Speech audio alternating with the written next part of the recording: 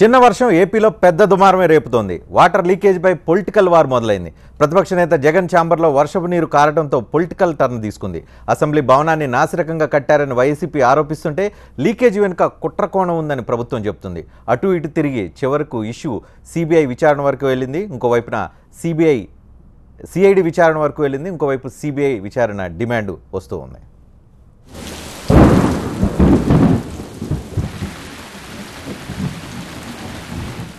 మంగళవారం సాయంత్రం అమరావతిలో కురిసిన వర్షం ఏపీలో ఇప్పుడు రాజకీయ వివాదంగా మారింది. ఆ వర్షం ధాటికి అసెంబ్లీ భవనంలోని జగన్ ఛాంబర్లో నీరు కారింది. దీనిపైనే చంద్రబాబు ప్రభుత్వాన్ని టార్గెట్ చేసింది వైసీపీ.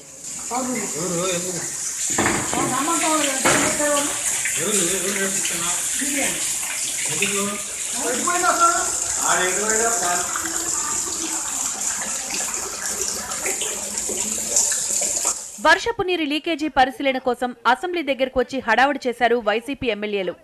మీడియాను కూడా లోపలకు పంపించాల్సిందే అని డిమాండ్ చేశారు. దీంతో అసెంబ్లీ గేట్ దగ్గర కొంత టెన్షన్ వాతావరణం నెలకొంది. ఏమీ జరగకపోతే లోపలకు ఎందుకు పంపించలేదని నిలదీశారు ఎమ్మెల్యేలు. చదరపాడుకు 10,000 రూపాయలిచ్చి పెద్ద పెద్ద కంపెనీలకు కాంట్రాక్టులు అప్పగించిన ప్రభుత్వం అసెంబ్లీ భవనాన్ని ఇలాగేనా కట్టేది అంటూ విమర్శించారు. తొందరగా పూర్తి చేశామన్న రికార్డుల కోసం భవనాన్ని నాసిరకంగా కట్టారని ఆరోపించారు ఎమ్మెల్యేలు.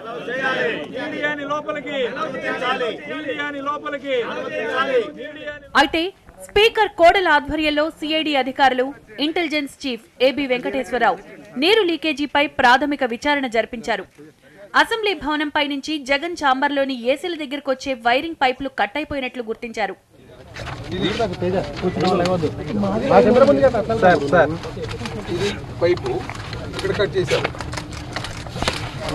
ఈ వరద నీరంతా ఈ డ్రైన్ పైపులోంచి బదులు దీంతో పాటు ఈ పైపులోంచి కూడా నీళ్లు కిందికి అనేది వెళ్ళటం జరిగింది. ఈ 20 mm పైపులోంచి వెళ్ళిన వరద నీరంతా కూడా ఈ పైపు డైరెక్ట్గా ఏదైతే ప్రతిపక్ష నేత జగన్ ఛాంబర్ వరకు కనెక్టివిటీ ఉంది.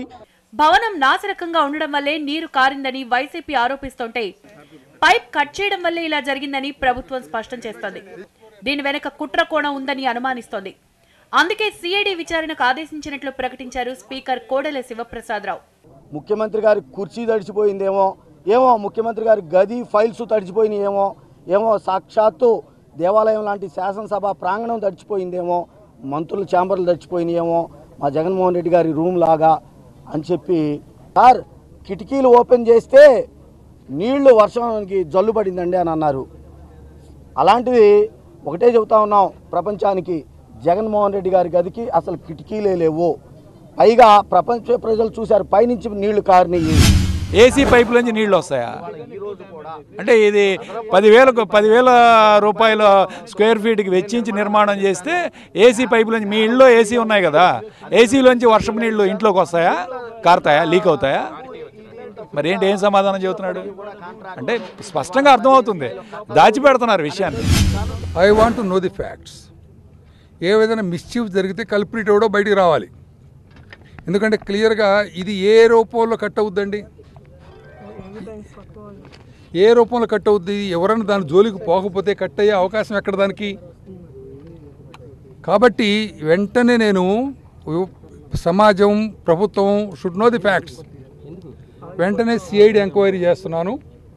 సో ఇప్పుడు ఈ పైప్ కటింగ్ ఎలా జరిగిందనేది మిస్టరీగా మారింది.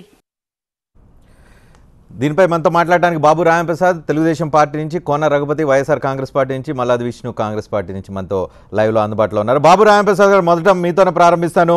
అధికార పార్టీ మీరు ప్రెస్టీజియస్గా క్యాపిటల్ కట్టాలనుకుంటున్నారు, ఒక బిల్డింగ్ కట్టారు. బిల్డింగ్ కట్టిన 1 సంవత్సరం కూడా కాలేదు, అప్పుడే లీకేజ్ రూపంలో బాధాకరమైన వార్తలు వస్తూ ఉన్నాయి. నిజాలు ఇంకా నిగ్గుదాల్చలేదు, ఎవరు స్పష్టంగా చెప్పట్లేదు. కాబట్టి ఏమనుకోవాలి, లీకేజ్ అనుకోవాలా, పైప్ లైన్లో వాటర్ పోయినాయి అనుకోవాలా? పైప్ లైన్లో వాటర్ పోవడానికి ఆ వాటర్ పోయేలాగా ఎందుకు పెట్టాల్సిన పరిస్థితి కనిపిస్తూ ఉంది? అది కదండి, అసలు కేసు ఎక్కడ ఉంది, ఇష్యూ ఎక్కడ ఉంది? స్పీకర్ కోడెల శివప్రసాదరావు మీడియాని తీసుకువెళ్ళి చాలా స్పష్టంగా అక్కడ జరిగినటువంటి కుట్రని, దుశ్చర్యని వివరించి చూపించి చెప్పడం జరిగింది. మధ్యాహ్నం నుంచి మనం చూస్తున్నాం టీవీల్లో.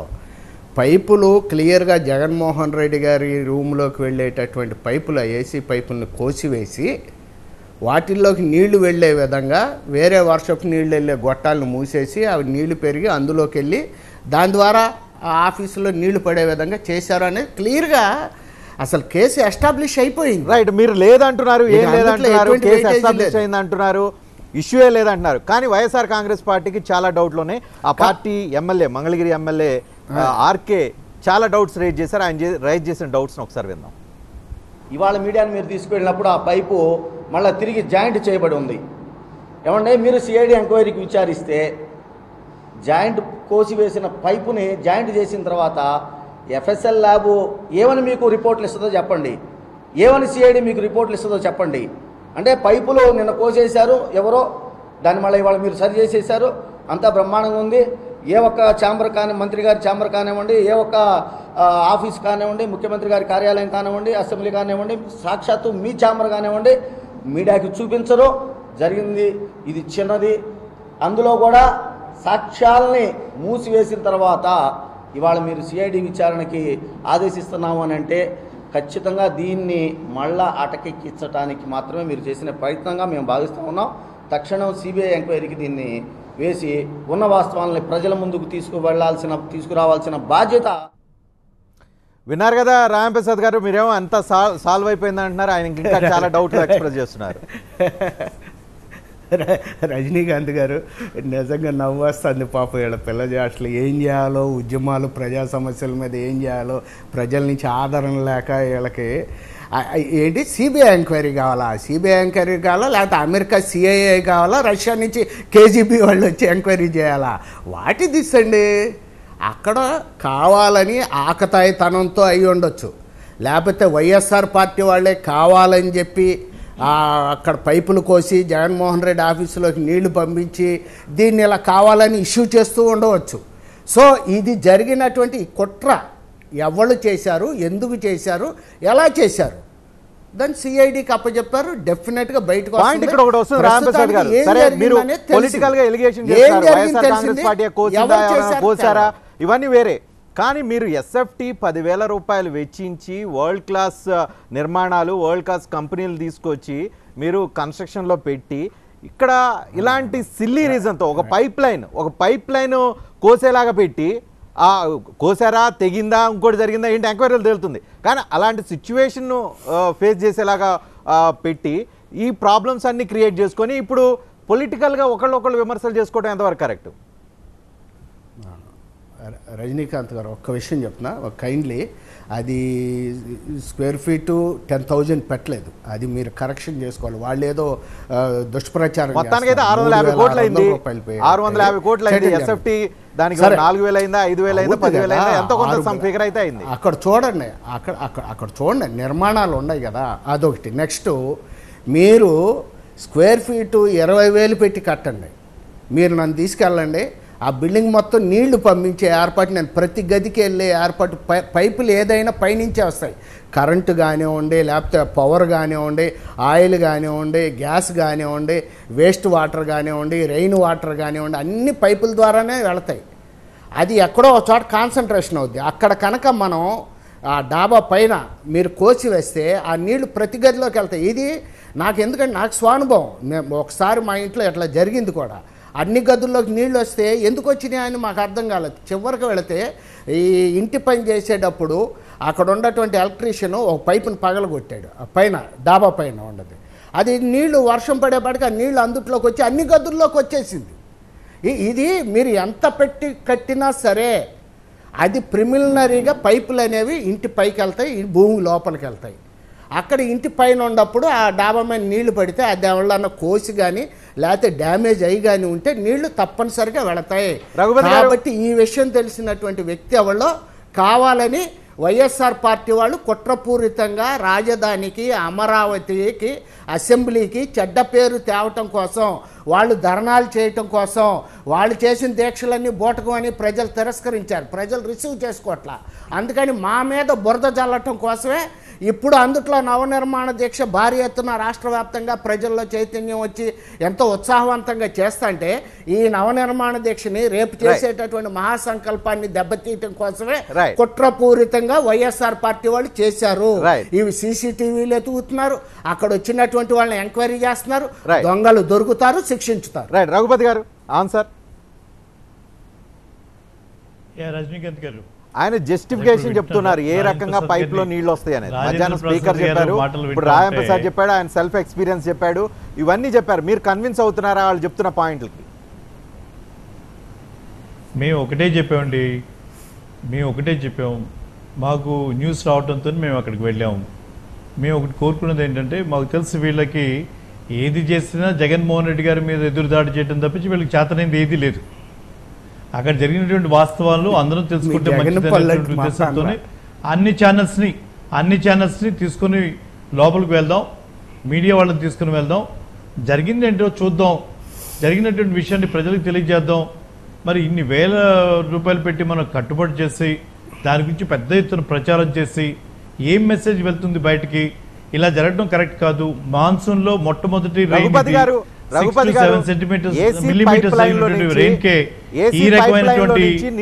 పరిస్థితి వస్తే, రేపు రాబోయేటువంటి రోజుల్లో పెద్ద వర్షాలు వస్తే దాని పరిస్థితి మీరు కన్విన్స్ అవుతున్నారా? నేను ఒకటే చెప్తున్నాను, ఇప్పుడు అక్కడ పైన ఏం జరిగిందో మనకు తెలియదు. ఇప్పుడేదో మేము వెళ్ళినప్పుడేమో మీడియాని అనుమతించలేదు, మరి మేము వచ్చేసిన తర్వాత స్పీకర్ గారు వెళ్ళారట, మీడియాని వాళ్ళని తీసుకెళ్ళారట, వాళ్ళు ఏది చూపించదలుచుకున్నారు చూపించారట, అయిపోయిందంటున్నారు. ఇంకా వాళ్ళేదో సిబిసిఐడి అంటున్నారు. మేము అడుగుతా ఉన్నాం, నువ్వు అన్ని అంత మూసేసి సిబిసిఐడి వేసుకుంటావో? ప్రజలు నమ్మకం లేదు మీ మీద, ప్రభుత్వం మీద నమ్మకం ఆల్రెడీ పోయింది. ఈ క్రమంలో సిబిఐ ఎంక్వైరీ వేయమని కూడా అడుగుతున్నాం. మెయిన్ రెడీ, దేనికైనా రెడీనే.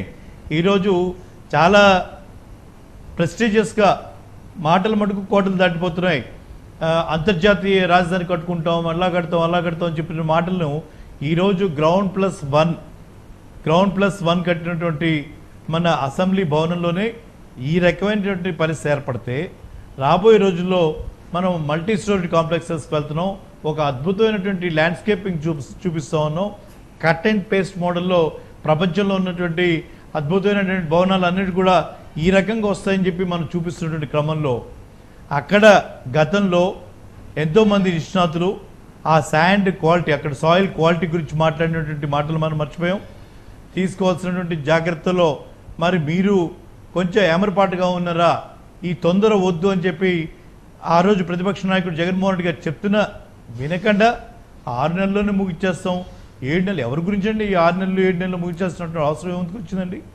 మనం అక్కడ అడ్డంగా ఓటుకు నోటుకు దొరికిపోయి అక్కడి నుంచి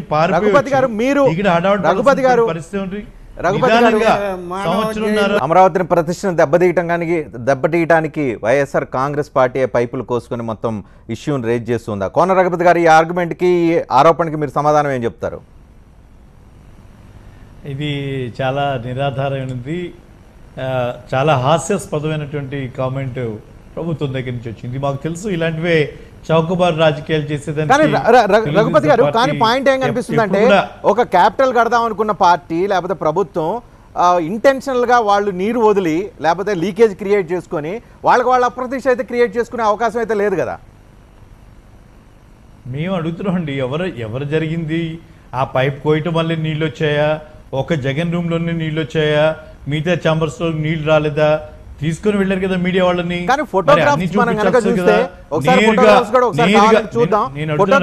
చూస్తే స్పష్టంగా అది చాలా క్లియర్ గా కోసినట్టు కనిపిస్తుంది.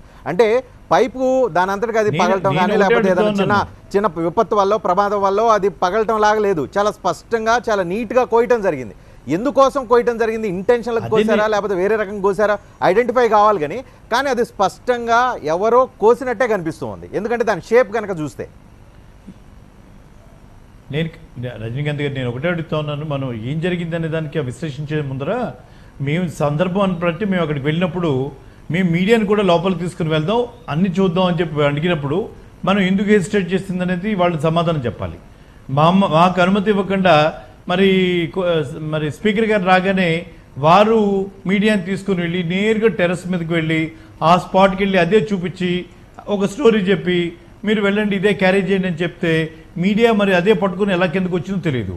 మరి ఈ లీకేజ్ అనేది చూసింది ఛాంబర్లోకి వెళ్దాం, ఒకసారి అక్కడ కూడా ఏ పరిస్థితి జరిగిందో చూద్దాం అని చెప్పి ఒక మాట మరి మీడియా మిత్రులు కూడా మరి స్పీకర్ గారిని ఎందుకు అడగలేదు నాకైతే అర్థం కాదు. ఛాంబర్కి తీసుకెళ్లారు, ఆ చుట్టుపక్కల ప్రాంగణం అంతా ఆయన చూపించారు, అక్కడైతే బాగానే ఉంది, అక్కడ వరకు పరిస్థితి అయితే బాగానే ఉంది ఆయన ఏరియా వరకు.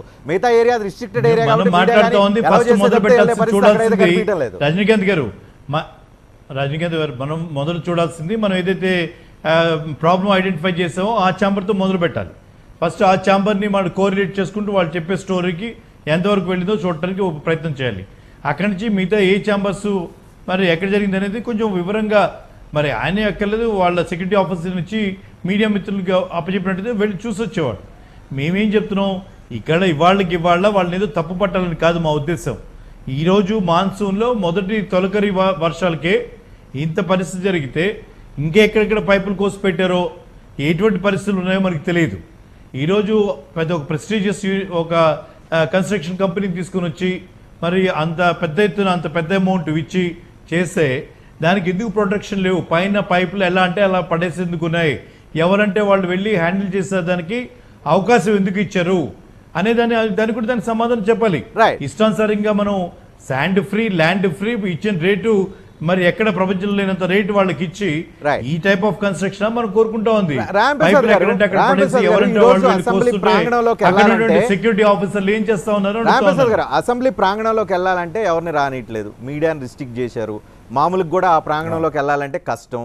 అలాంటిది ఎవరో సంబడి, అది మీరు అనుకుంటున్నట్లుగా మీ ప్రత్యర్థి పార్టీయా లేకపోతే మీ వాళ్ళేనా లేకపోతే ఇంకెవరన్నానా లేక మీకు వ్యతిరేక వ్యక్తుల ఎవరో ఒకళ్ళు వెళ్ళి పైపు కోసేసే పరిస్థితి వచ్చింది అని అంటే సెక్యూరిటీ ఏమైపోయినట్లు? మీరు అసలు సెక్యూరిటీ అసలు ఉందా లేదా? పొలాల్లో తీసుకెళ్ళి భవిష్యత్ రాజధాని అని చెప్పి అక్కడ బిల్డింగ్ కట్టి అక్కడ 4-5 వేల మంది ఎంప్లాయీస్ని పెట్టి మీరు వదిలేసి ఊరుకుంటూ ఉన్నారు. రేపు మొత్తం అక్కడ జరుగుతున్నాయి, ఎవడు పడితే వాడు వచ్చి పైపులు కోసేస్తున్నాడు, కోస్తున్నాడు, తెంపుతున్నాడు, ఏదో జరుగుతూ ఉంది. సెక్యూరిటీ పాయింట్ ఆఫ్ వ్యూలో దీన్ని మనం పైపుని మాత్రమే చూసుకోలేని వాళ్ళు రేపు మిగతా సెక్యూరిటీని యాడ్ చూడగలిగే పరిస్థితి కనిపిస్తుంది. అన్న ఇప్పుడు మీరు చెప్పింది కరెక్టే. మనం ఆ పాయింట్ ఆఫ్ వ్యూలో చూస్తే అక్కడ సెక్యూరిటీ ల్యాప్సెస్ కనబడుతున్నాయి, అది తప్పే. ఆ తప్పు ఎవడదో విచారణలో తేలుద్ది, వాళ్ళని తప్పనిసరిగా శిక్షించడం జరుగుతుంది. కాకపోతే ఏంటంటే ఉద్దేశపూర్వకంగా కావాలని కుట్రపూరితంగా చేసేవాళ్ళని మనం ఆపలేం కదండి. మరీ ఎక్కువ రిస్ట్రిక్షన్స్ పెట్టామనుకోండి, అదిగో అసెంబ్లీలోకి రానివ్వట్లేదు, లేకపోతే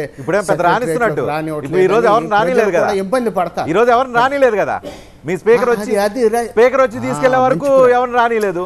ఓకే, ఇప్పుడు మొత్తం మీరు అంతా కవరప్ చేసి మసిపూరి మారేడుకాయ చేసి ఇప్పుడు తీసుకెళ్లి చూపించి ఏం లేదు దీని వెనకాల కుట్ర జరిగింది ఎంక్వైరీ చేస్తున్నా అని చెప్పి మొత్తాన్ని కేసునంతా సైడ్ చేస్తున్నారని చెప్పి వాళ్ళు ఆరోపిస్తూ ఉన్నారు. రజనీకాంత్ గారు ఇక్కడ నెంబర్ 1. మీరు మరీ అట్లా ఆరోపణ చేయపాకండి, మరీ వైల్డ్గా. నెంబర్ 1 ఏంటంటే వచ్చిన ఎమ్మెల్యేలు ప్రజాప్రతినిధులు తిరగమన్నారు. వినాను ఎక్కడికైనా వాళ్ళు తిరిగితే అవుతుంది. మేము చెప్పారు మీకు తెలిసింది, మమ్మల్ని తిరగనిస్తే కదా మేము అడిగాం. మీరు కోరినటువంటి ఏబిఎన్ కూడా రమ్మన్నాం, రఘుపతి గారు మీరు కోరినటువంటి ఏబిఎన్ మీరు కోరినటువంటి కూడా రమ్మన్నాం. అందరినీ జరిగిన విషయం ప్రజలకు తెలియజేద్దాం. అర్థమైంది, చెప్పండి రజనీ గారు. మరి రఘుపతి గారు లేకపోతే ఆళ్ళ రామకృష్ణారెడ్డి గారు ఎమ్మెల్యేలు ఎవరైతే వచ్చారో వాళ్ళని వెళ్ళి కావాలంటే ఎక్కడైనా చూసుకోమన్నారు. నెంబర్ 1. నెంబర్ 2 ఏంటంటే సీఎం ఛాంబరు ఇవన్నీ విలేకరులను తీసుకెళ్ళి చూపెడతాము అని అంటే సీఎం ఛాంబర్ ఆయన లేనప్పుడు క్లోజ్ చేసినప్పుడు మమ్మల్ని వెళ్ళనివ్వరు, అధికార పార్టీ వాళ్ళని కూడా. కొన్ని జనరల్ లాబీలు ఉంటాయి, ఆ లాబీల్లో విలేకరులు అర్థం చేసుకోవచ్చు కదా, లీకేజ్ అవుతుందా వాళ్ళు మీ రాష్ట్ర సీఎం కు సంబంధించి అంత కన్సర్న్ ప్రదర్శిస్తుంటే మీరు ఆ కన్సర్న్ అర్థం చేసుకోలేరు ఎందుకని? మేము అర్థం చేసుకునే స్పీకర్ గారు వచ్చి విలేకరులను అందరిని తీసుకుని వెళ్ళి మొత్తం చూపెట్టడం జరిగింది. ఎక్కడ దాపరికం కానీ భయపడడం కానీ లేదండి. మేమేం తప్పు చేయలే, తప్పు చేయనప్పుడు ఎందుకు భయపడాలి? అవును. వీళ్ళు రాజప్రసాద్ సూదిని గారు, తీసుకెళ్లి దోలాన్ని రాజప్రసాద్ గుచ్చడం, గారు చిన్న చూపించినప్పుడు రఘుపతి గారు, రాజప్రసాద్ గారు ఒక సమాధానం చెప్పండి. చూపించినప్పుడు ఆరోపణ దేనికి? చూపించినప్పుడు వైఎస్ఆర్సీపీ మీద ఆరోపణ దేనికి? మీకు ఇక్కడ ఐడెంటిఫై చేసాం, దీని ద్వారా జరిగిందని చెప్పి ఎదురుదాడి చేసినటువంటి అవసరం ఏంటి? అంటే ప్రతి కోణంలో రాజకీయం తప్పించి మీకు తెలిసిందేం లేదు. ఇది మన ప్రజా రాజధాని, మన జేబు డబ్బులతో కట్టుకోవట్లేదు. మనం ప్రజలకి జవాబుదారీగా ఉండాలి. ప్రజల కోసం కడుతున్నటువంటి రాజధాని సంగతి మీకు తెలియదా? Very good, very good. Raghupati గారు, చెప్పండి అన్న. మీరు మామూలుగా ఇలా జరిగిందని చెబితే, ఇలా జరిగింది అని మీరు చెబితే, అలా జరగలేదు ఇలా జరిగిందని మేము చెప్పేవాళ్ళం. కానీ మీరు ఆరోపణలు చేసి బయట కూర్చుని ధర్నాలు, రాస్తారోకోలు, మూతికి నల్లగొడ్డలో, అవునండి ఆరోపణలు ఇప్పుడు వచ్చాయి. ఆరోపణలు ఎంక్వైరీ కావాలి. నేరుగా వెళ్ళి మీడియా వాళ్ళని తీసుకుని అంటే మీరు మీడియా వాళ్ళని ఎలో చేయకపోవడం వల్ల ఆరోపణ చేసి వచ్చింది. మేము వెళ్ళేటప్పుడే మీడియాని కూడా ఎలో చేసినట్టయితే పెద్ద మనిషి అనుకున్నా నువ్వు కూడా సహనం లేదు. చేశారు. నీకు కూడా జగన్ లాగా తొందరపాటు వచ్చేప్పుడు మీడియాని ఎలో చేశారు. అరే రఘుపతి అన్న, మేము అడిగాం రాజేంద్ర ప్రసాద్ గారు, ఎన్నవే రఘుపతి అన్న, అరే రఘుపతి అన్న ఎన్నవే నువ్వు చెప్పింది జవాబు చెప్తున్నా. నేను అడిగేదానికి చెప్పండి మీరు. నేను రజనీ గారు ఒక్క నిమిషం, రఘుపతి గారు అర్థమైంది. సభ్యులుగా డెప్యూటీ సెక్రటరీ వచ్చి అక్కడికి వచ్చినప్పుడు మేము స్పీకర్ గారి అనుమతి తీసుకోండి, మనం మీడియా సోదరులు కూడా తీసుకుని వెళ్దాం, అందరం కలిసి చూడటం వల్ల సమస్య మనకు తెలుస్తుందని అంటే మరి దానికి మరి తిరస్కరించిన వాళ్ళు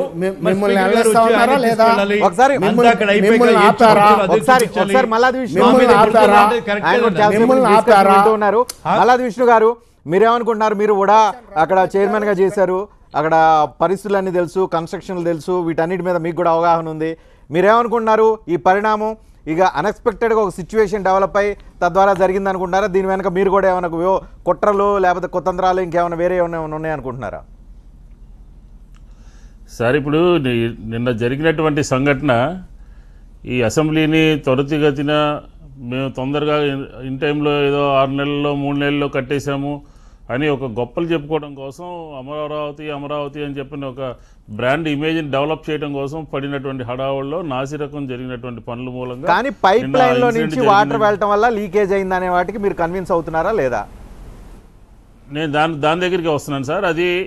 అది పొరపాటు అయినటువంటి విషయం. నిన్న ఈ టైంలో వర్షం పడితే రేపు మధ్యాహ్నం 2 గంటల వరకు కూడా అక్కడికి ఎవరిని కూడా పత్రికా విలేకరులు కానీ ఎవరిని వెళ్ళనీయకుండా అసలు పోలీసుల్ని ఎందుకు రంగప్రవేశం చేశారో ప్రభుత్వం ఫస్ట్ సమాధానం చెప్పాల్సినటువంటి అవసరం ఉంది.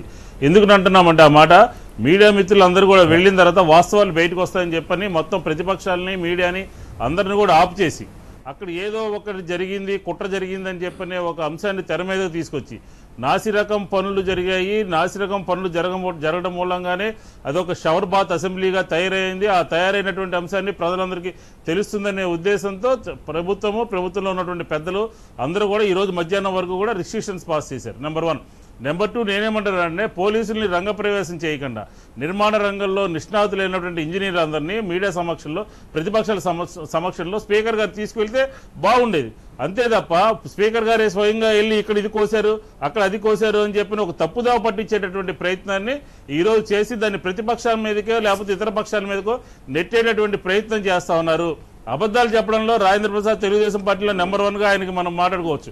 కాబట్టి నేనేమంటానంటే ఖచ్చితంగా ఇది ఈ మధ్య చదవట్లేదు. నేను మాట్లాడే అక్కడ నిర్మాణ రంగంలో సిబిసిఐడికి ఒకటే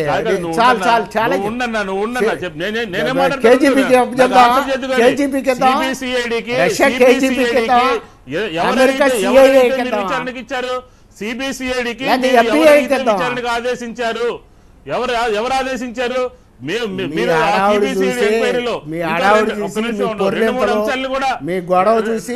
అంశాలను కూడా చేర్చండి. 210 కోట్ల నుంచి 600 కోట్లకి ఎస్కలేషన్ ఎలా అయింది, ఆ అమరావతి ఆ భ్రమరావతి ఎలా అయింది అనేది కూడా ఆ అంశం కూడా చేర్చండి. కమిటీ వేయండి. అంతే తప్ప సిబిసిఐడి ఎంక్వైరీ చేశామని చెప్పి జరిగినటువంటి తప్పుని కప్పిపుచ్చుకుందామని గురువుగారు చెప్పి రజనీకాంత్ లేకపోతే గారు- ప్రతిపక్ష నాయకులు ఛాంబర్ లోకి నీళ్ళు వస్తే అది వాళ్ళే చేశారని చెప్పి ఇలాంటి మాటలు రజనీకాంత్ చెప్పొద్దు. గారు. ప్రజలందరూ కూడా Right. నమ్మేటటువంటి పరిస్థితిలో ఈ రోజు లేరు. రజనీకాంత్ రామప్రసాద్ గారికి 2 పాయింట్స్ మీరు క్లారిఫై చేయాల్సిన 2 రజనీకాంత్ గారు. పాయింట్స్. ఒక సంఘటన జరిగింది, లీకేజ్ జరిగింది. ఆ లీకేజీని కప్పిపుచ్చడం కోసం ఒక సిచ్యువేషన్ డెవలప్ చేసి, ఒక కుట్ర కోణం వచ్చేలాగా ఒక సిచ్యువేషన్ డెవలప్ చేసి ఈరోజు ప్రజెంట్ చేశారనేది పాయింట్ నెంబర్ 1. పాయింట్ నెంబర్ 2, మీరు మొత్తంగా ఈ క్యాపిటల్కి సంబంధించి తాత్కాలిక సచివాలయానికి సంబంధించిన జరిగిన మొత్తానికి సంబంధించి కావచ్చు, కాంట్రాక్టు, పనులు, వీటన్నిటి మీద సిబిఐ లాంటి సంస్థతో ఎంక్వైరీ చేస్తే తప్పితే ఇది నిజాలు బయటకు రావనేది పాయింట్ నెంబర్ 2. ఎందుకు ఈ 2 విషయాల్ని మీరు క్లారిఫై చేయలేకపోతున్నారు? చాలా స్పష్టంగా చెప్తున్నానండి. నెంబర్ 1, అక్కడ పైపులు కోసేసి క్లియర్గా కనపడుతుంది కుట్ర. ఎక్కడైతే నీళ్లు వెళ్ళినాయో, సార్, ఏ రజనీకాంత్ గదిలోకి గారు నీళ్లు పైపులు వెళ్ళినాయో, ఆ కోసారు, గది పైపులు పైన, కోసారు అంత అని చెప్పి ఇంజనీరింగ్ కూడా మీరు వినాలి, వినాలి. ప్రపంచంలో నెంబర్ I don't accept. మీరు ఆగాలి. రెయిన్ వాటర్ వెళ్ళే దగ్గరికి ఒక పైప్ లైన్ పెట్టి అది అయ్యేలాగా ఎందుకు పెట్టున్నారు? రెయిన్ వాటర్ వెళ్ళే దగ్గర ఏసీ పైప్ లైన్ ఎందుకు వచ్చేలా పెట్టారు? ఇంత వరల్డ్ క్లాస్ కంపెనీలు అయి ఉండి ఆ మాత్రం ఇంజనీరింగ్ టెక్నాలజీ తెలియదు వాళ్ళకి? బజార్ మాటలు మాట్లాడుకోకూడదు. రజనీ గారు చాలా స్పష్టంగా అక్కడ పైప్ కోసి కనబడుతుంది. అక్కడ కుట్ర ఉంది అనేది స్పష్టంగా అర్థమవుతుంది. ఆ విషయం పైన అది నిజంగా చాలా స్మాల్ ఇష్యూ. ఆ స్మాల్ ఇష్యూని పట్టుకొని ఈ తల్లి కాంగ్రెస్ వాళ్ళు, జగన్ పార్టీ వాళ్ళు అల్లరి చేయటం, దానికి తల్లి కాంగ్రెస్ వచ్చి ఈ కాంగ్రెస్ పార్టీ విష్ణు ఇటువంటి వాళ్ళు షవర్ బాత్ అయిపోయింది అసెంబ్లీ అంటే అది చాలా సీరియస్ ఇష్యూ ఆరోపణలు. అందుకని సిఐడికి మేము దాన్ని సిబిఐకి ఇచ్చేయండి అంటున్నారు కదా. అందులోనూ సిబిఐకి ఇచ్చేస్తే మొత్తం వస్తాయంట కదా. బిల్డింగ్ నాణ్యత వస్తుంది, రేట్లు వస్తాయి, లీకేజ్లు వస్తాయి, లేదంటే పైప్ కోతలు వస్తాయి, ఇవన్నీ వస్తాయి కదా. నా పాయింట్ ఒకటే, వరల్డ్ క్లాస్ కంపెనీలు, Shapoorji company, LNT company, world class company rain water drainage అయ్యే పైప్ పక్కనే ఏసీ పైప్ కూడా వచ్చేలాగా పెట్టడం ఏంటి? ఇప్పుడు కాకపోతే ఎప్పుడైనా ఈ రోజు కొయ్యకపోవచ్చు, రేపు ఎండకి తడిచి వానకి తడిచి ఎండకి ఎండిన తర్వాత పైపులో కొంత లీకేజ్ కానీ ఏదైనా క్రియేట్ అయితే అప్పుడైనా ఇదే పరిస్థితి ఉంటుంది కదా. వరల్డ్ క్లాస్ కంపెనీలకి మాత్రం తెలియదా? రజనీకాంత్ గారు వరల్డ్ క్లాస్ కంపెనీలు కాదు కదా, ఎవడు దేవుడు కూడా ఏం చేయలేం. పైపులు అనేవి పైన రన్ అవుతాయి. వాటర్ ట్యాంక్ పైపులు కానీ, ఏసీ పైపులు కానీ, డ్రైనేజ్ పైపులు కానీ ఆగుతాయి, తొంటరి, లేకపోతే కుట్రతో కావాలని ఎవడన్నా ఏమైనా చేస్తే డ్యామేజ్ అవుతాయి. దాన్ని నివారించలేం. ఎవరైనా ఇంజనీరింగ్ కన్సల్టెంట్ని, సివిల్ ఇంజనీర్లను అడగండి, క్లియర్గా చెప్తారు. తర్వాత రెండోది, సిఐడికి అప్పచెప్పటమే ఎక్కువ అన్న. ఇది చాలా ఊరినాళ్ళు న్యూసెన్స్ చేసి చూసి అప్పచెప్పాం. మీరు దాన్ని సిబిఐ అని వాటి తీసండి. అసలు అది అర్థం ఉండాలి కదా. అంత చిన్న అల్ప విషయానికి మీరు మరీ అంత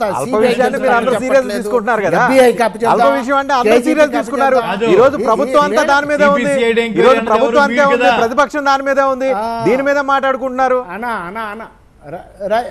రజనీకాంత్ గారు, మా ఇదేంటంటే, మనం కష్టపడి ఈ కాంగ్రెస్, తల్లి కాంగ్రెస్, పిల్ల కాంగ్రెస్లు చేసిన అన్యాయానికి బలైపోయినటువంటి ఆంధ్రులకి కష్టపడి ఒక అమరావతి పిల్ల కాంగ్రెస్ రాజధాని కష్టపడి నిర్మిస్తా అంటే అరే ఇన్నవే కష్టపడి కడివేడు పాలు తీసుకొస్తే దాంట్లో విషపు చొక్కలేస్తున్నారండి వీళ్ళు. విషపు చొక్కలేస్తున్నారు. విషపు చొక్కలేసి అమరావతి అమరావతి బ్రాండ్ ఇమేజ్ చెడగొడుతున్నారు వీళ్ళు. అమరావతి అసెంబ్లీ మనం చేసేటటువంటి బ్రాండ్ ఇమేజ్ చెడగొడుతున్నారు వీళ్ళు. కుట్రల్లాగా చేస్తున్నటువంటి చంద్రబాబు నాయుడు గారు చేస్తున్న మహాయజ్ఞంలో సైంధవుల్లాగా అడ్డుపడుతూ రాక్షసుల్లాగా ఆ యజ్ఞంలో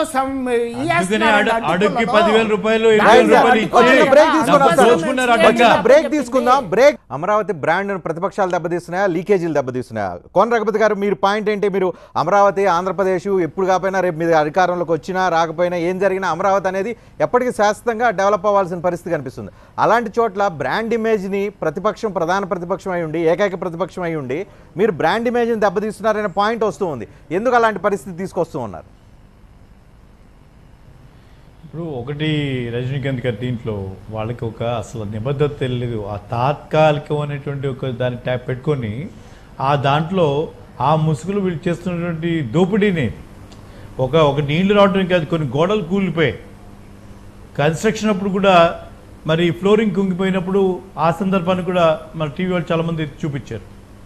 ఈ తొందరపాటుతనం వల్లనే ఈరోజు ఇన్ని అనర్థాలకి కారణం అని చెప్పి మేము చేసేటువంటి ప్రయత్నం చేస్తూ ఉన్నాం. కానీ ఇది మీ స్టేట్ కు సంబంధించి, ఆంధ్రప్రదేశ్ స్టేట్ కు సంబంధించి బ్రాండ్ని దెబ్బతీయటమే కదా. పార్టీ ఏదైనప్పటికీ అక్కడ క్యాపిటల్ శాశ్వతం, స్టేట్ శాశ్వతం ఏంటండి నాకు అర్థం కాదు. ఇప్పుడు ప్రాణాలతో చెలగట్టం ఆడుతారా మీరు బ్రాండ్ గురించి?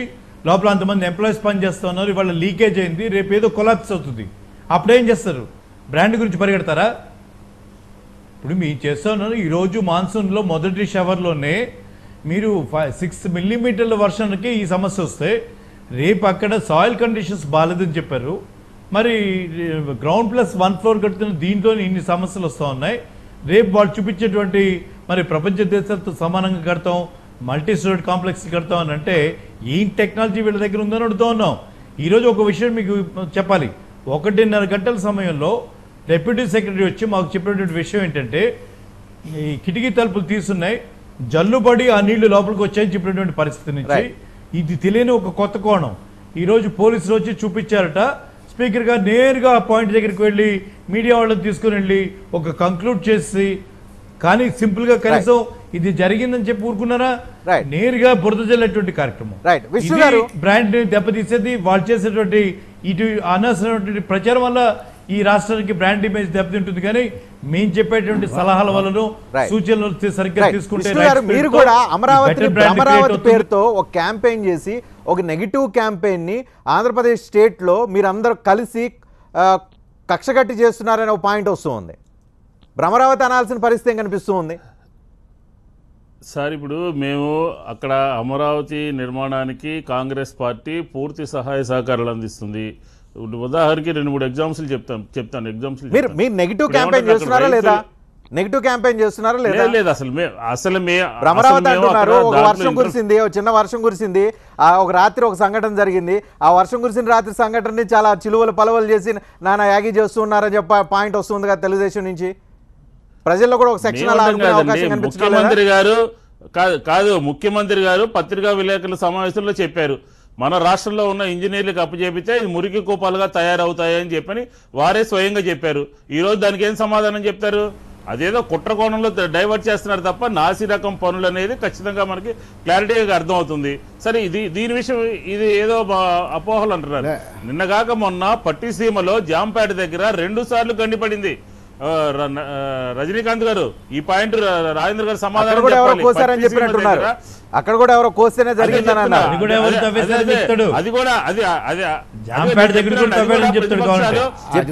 వైఎస్ఆర్ పార్టీ వాళ్ళే చేసింది, అది కూడా మీ వైఎస్ఆర్ పార్టీ వాళ్ళే చేసింది. జాంపేట దగ్గర ఆయన నాగమని చెప్పండి ఒక నిమిషం. జాంపేట దగ్గర 2 సార్లు గండిపడితే వెళ్ళి పోలీస్ స్టేషన్ లో కంప్లైంట్ ఇచ్చారు. నాసిరకం పనులు చేస్తూ కాంట్రాక్టులకి దోచిపెడుతూ ఏం మాట్లాడతారండి? ఇప్పుడు ఇంకోటి ఏంటంటే పుష్కరాలకి పూర్తవుతుందని చెప్పారు. బెదవాడ ఫ్లైఓవర్ 6 నెలలు అయిపోయింది పుష్కరాలు పూర్తయిపోయి. వాళ్ళ పరిపాలనా విధానం మూలంగానే బ్రాండ్ ఇమేజ్ పరిస్థితి లేదు. రాంప్రసాద్ గారు మీరు ఎలా జస్టిఫై చేసుకోగలుగుతారు? మీరు ప్రభుత్వం చేతగానితనాన్ని, రాంప్రసాద్ గారు ఒక్క నిమిషం ఒక పాయింట్ అడగాల్సి ఉంది. ప్రభుత్వం చేతగానితనాన్ని, రాంప్రసాద్ గారు ప్రభుత్వం చేతగానితనాన్ని ప్రతిపక్షాల మీద నెట్టి తప్పించుకునే ప్రయత్నం చేస్తున్నారనేది. మీరు అమరావతి బ్రాండ్ గురించి ఇంత బాధపడుతున్నాడు. ఆఫ్టర్ ఆల్ సింపుల్ వర్షానికి మీరు లీకేజీలు క్రియేట్ అయినా, అది పైపు ద్వారా క్రియేట్ అయిందో ఇంకో ద్వారా క్రియేట్ అయిందో లీకేజీలు క్రియేట్ అయ్యే పరిస్థితి తీసుకొచ్చి ఒక స్మాల్ వర్షానికి, ఒక చిన్న వర్షానికి, మాన్సూన్ స్టార్ట్ కాలేదు, మాన్సూన్ స్టార్ట్ కానీ వర్షానికి మీ ఇంట్లో కనుక నీళ్ళు వచ్చినట్టు సెక్రటేరియట్లో నీళ్ళు వచ్చినాయి. మీరు ఇంకా బ్రాండ్ గొప్పదే అని మనం రోజు మాటలు ఊదర కొడితే ఏం ప్రయోజనం ఉంటుంది? బ్రాండ్ని క్రియేట్ చేయాలంటే పకడ్బందీగా ప్రణాళిక ఎంత పని కావాలి, అంతేగాని రోజు మాట్లాడితే బ్రాండ్ అవ్వదు కదా. కరెక్టే మీరు చెప్పింది రజనీ గారు, నేను కాదంట్లా. మనం ఎంత బ్రాండ్ అయినా ఆ పైపుల్లోంచే ఏదైనా సరే రావాల్సిందే. ఆ పైపుల్ని ఎవరన్నా ఉద్దేశపూర్వకంగా కోసివేస్తే అమెరికాలోని తోసివేయకుండా ఆఫ్రికాలోని చూసుకోవాల్సిన అమెరికా బాధ్యత కూడా ప్రభుత్వానిదే. లేకపోతే సెక్రటరీ- దుబాయ్లో ఉన్న బుర్జ్ సెక్రటేరియట్ దుబాయ్ పైన ఉన్న అసెంబ్లీలోకి ఎవడు పడితే వాడు వచ్చి పైపు కోసేస్తాడండి. లీక్ వస్తాయన్నా. ఎట్టకొస్తారండి? ఎట్ట పడితే అట్ట వచ్చి ఎవరు పడితే వాళ్ళు ఎట్టకొస్తారు? బుర్జ్ దుబాయ్కి వెళ్ళి అదే చెప్పేది అక్కడ బ్రాండ్ ఇక్కడ ఫెయిల్ అయ్యేది. ఉద్దేశపూర్వకంగా దొంగతనంగా మీరు అనుకునే ఇంటర్నేషనల్ బ్రాండ్ కావాలనుకుంటే రాంప్రసాద్ గారు మీరు ఇంటర్నేషనల్ బ్రాండ్ క్రియేట్ చేయాలనుకుంటే ఇలాంటివి ఉండకూడదు. సరిగ్గా దాన్ని గమనించలేదు. మా నిఘా అధికారులు మా పోలీసులు సెక్యూరిటీ సరిగ్గా చూడలేదు. అది మా వైఫల్యం అని నేను ఒప్పుకుంటున్నాను. మీ సెక్యూరిటీ వైఫల్యాన్ని ఇంత నీచంగా ఇంత దిగజారిపోయి ఇంత నీచంగా ఇంత దిగజారిపోయి మరి దిగజారుడు రాజకీయాలు నీచమైన నికృష్టమైన పనులు చేస్తారు వైఎస్ఆర్ పార్టీ వాళ్ళు అనుకోంగా అన్న. అది వచ్చి అదిగో ఆ తప్పు ఉంది ఈ తప్పు ఉందని చెప్తే ఏమైనా సరి చేసుకుంటాం. ఇలా వెళ్ళిపోయి అవి కోసేసి ఈ కోసేసి లేకపోతే కాలువలకు గండ్లు కొట్టి లేకపోతే ప్రాజెక్టులకి వీళ్ళు చివరికి ప్రాజెక్టులకు కూడా బాంబులు పెట్టేటట్టు ఉన్నారు. వీళ్ళకి అలవాటే. వీళ్ళ వైఎస్ రాజశేఖర రెడ్డి వాళ్ళ నాయకుడు హైదరాబాద్ 400 చంపించేశాడు పదవి కోసం, తన పదవి కోసం, తన సీటు కోసం, అధికారం కోసం ఏ స్థాయికైనా దిగజారేటటువంటి వీళ్ళు. వీళ్ళని చూసుకుంటా వీళ్ళ కాపలా రోజు ఇద్దరు తిట్టుకోవటమేనా లేకపోతే దీనివల్ల బ్రాండ్ ఇమేజ్ రెండు పార్టీలు పరస్పరం తిట్టుకోవటమేనా? చంద్రబాబు నాయుడు గారు రేయింబగళ్ళు కష్టపడి నానాబాధపడి దేశ విదేశాలు తిరిగి రాజధాని అమరావతి కడతా అంటే ఆయన చేసే మహాయజ్ఞంలో రాక్షసుల్లాగా వీళ్ళు వెళ్ళి ఎముకలు బొగులు రక్తాలు చిమ్ముతా అంటే ఎక్కడ చేస్తామండి బాబు? రఘుపతి గారు ఏదో అంటున్నారు. రఘుపతి గారు అయినా కాస్తాం, అయినా మా పోలీసులు రేపటి నుంచి కాపలా పెడతాం అక్కడ. రజనీకాంత్ గారు కాపలా పెట్టలేకపోయారు,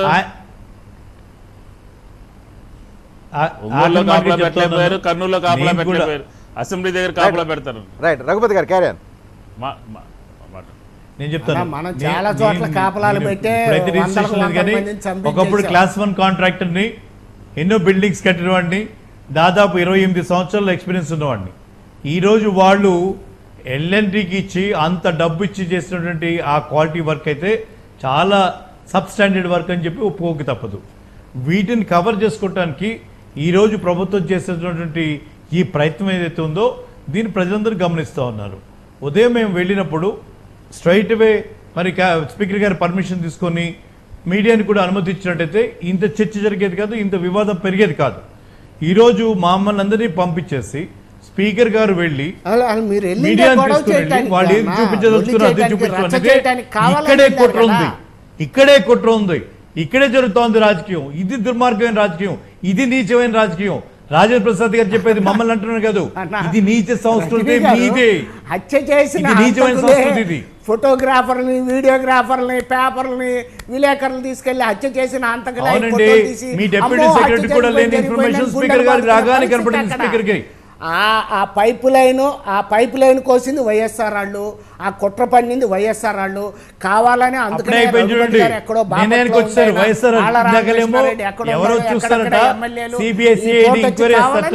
వాళ్ళు తెలుస్తారన్నటువంటి మాటని ఈ రోజు ఏం చెప్తున్నాడు, ఇప్పుడు ఆల్రెడీ డిసైడ్ అయిపోయాడు ఇది వైఎస్ఆర్ సిపి అని చెప్పేస్తున్నాడు రాజేంద్ర ప్రసాద్. ఇది ద వే అండి. దానికోసం మీరు సిపిసిఐడి లెక్కల మీ చంద్రబాబు నాయుడు గారు ఏది చెప్తే అదే భేదం ఈ రోజు ఈ రాష్ట్రంలో. మీకు ఏది కావాలో చెప్పుకోండి. కానీ రఘుపతి గారు నువ్వు గుండె మీద చేసుకుని చెప్పవే, మీ పార్టీ వాళ్ళకి మీకు తప్పితే ఎవరికన్నా పని ఉందో ఆ పైకి వెళ్ళి ప్రత్యేకంగా అక్కడ కూర్చుని ఆ పైపు కొయ్యాల్సిన పని మీకు మీ పార్టీ ఎవరికన్నా ఆ పని ఉందో అవసరం ఉందా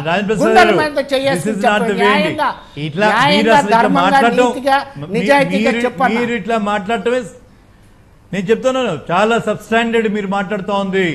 పైకి వెళ్ళి పైపులు కోవాల్సినటువంటి అవసరం ఎందుకుంటుందండి?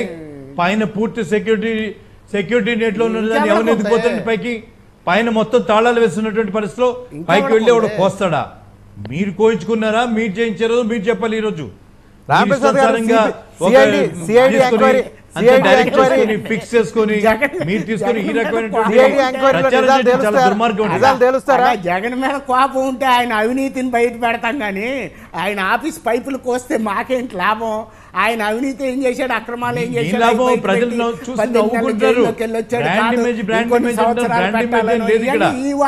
చేతుల్లో పాటు చేస్తున్నారు రాష్ట్ర సిఐడి ఎంక్వైరీలో నిజాలు తెలుస్తాయా లేకపోతే? నిన్న ఐఏఎస్ లో రఘుపతి గారు నిన్న ఐఏఎస్ సెలెక్ట్ అయిన వాళ్ళు ఐపీఎస్ ఆఫీసర్ తెలిసిపోయింది.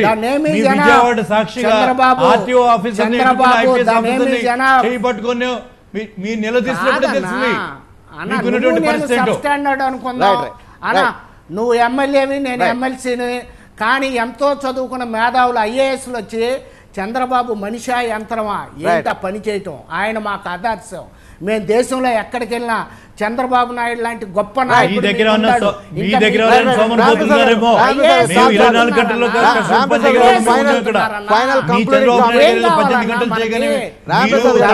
తెలుగువాడిగా అన్న గర్వంగా తెలుగుగాడిగా చంద్రబాబు నాయుడు ముఖ్యమంత్రి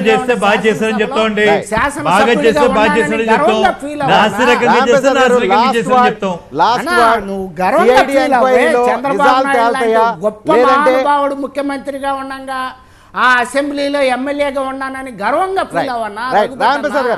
మనకి కుట్రలో కోకాలు ఇటువంటి ఎందుకే సిల్లి పనులు ప్రజలున్నారన్నా.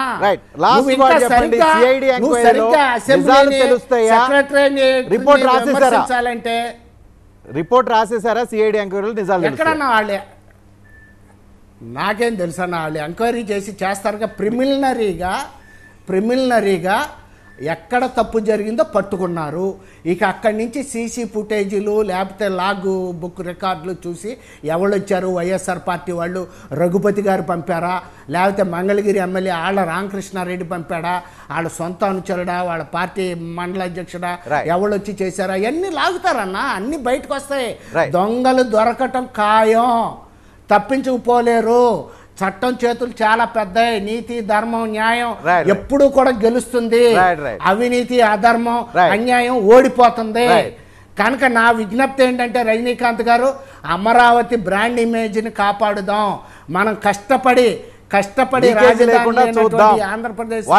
రాజధాని లేకుండా చూడండి, ఆటోమేటిక్ అమరావతి బ్రాండ్ ఇమేజ్ ఖచ్చితంగా ముందుకెళ్తుంది. ఒక వర్షం కురిసిన రాత్రి మాత్రం జరిగిన లీకేజీ వ్యవహారం ఇప్పుడు రాజకీయ రగడగా ఆంధ్రప్రదేశ్లో మారింది. ఈ రగడకు తొందరగా పులి స్టాప్ దక్కాలని సిఐడి ఎంక్వైరీ తొందరగా కంప్లీట్ అయ్యి అసలు నిజాలు ఏంటనేది బయటికి తొందరగా తెలియాల్సిన అవసరం అయితే కనిపిస్తుంది. అది తొందరగా తెలుస్తుందని ఆశిద్దాం. థ్యాంక్ యూ వెరీ మచ్ అండి. చర్చలో పాల్గొన్నాను. చూస్తూనే ఉండండి TV9.